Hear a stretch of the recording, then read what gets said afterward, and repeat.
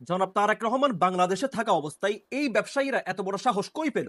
প্রিয় দর্শক, কথা বলছিলাম আজকে কারওয়ান বাজারে আমাদের যুবদল নেতার বিরুদ্ধে চাঁদাবাজির অভিযোগে মানববন্ধন করেছেন ব্যবসায়ীরা। এই ব্যবসায়ীদেরকে এত বড় সাহস কে দিল? কাদের বিরুদ্ধে মানববন্ধন করতেছেন?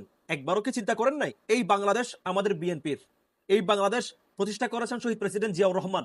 আমরা জিয়াউর রহমানের সৈনিক। অতএব বাংলাদেশে ব্যবসা করতে হলে আমাদের বিএনপিকে চাঁদা দিয়ে তারপর ব্যবসা করতে হবে।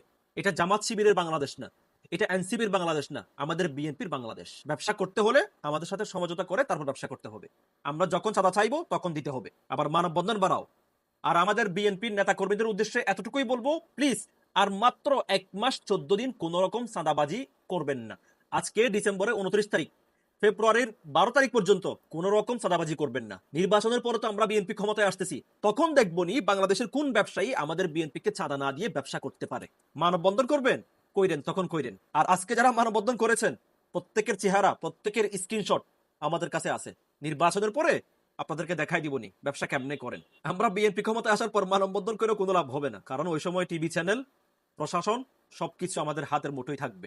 অতএব বাংলাদেশ আমাদের বিএনপির, ব্যবসা করতে হলে আমাদের একটা লভ্যাংশ দিয়ে ব্যবসা করতে হবে। বাংলাদেশ জাতীয়বাদী দল, বিএনপি।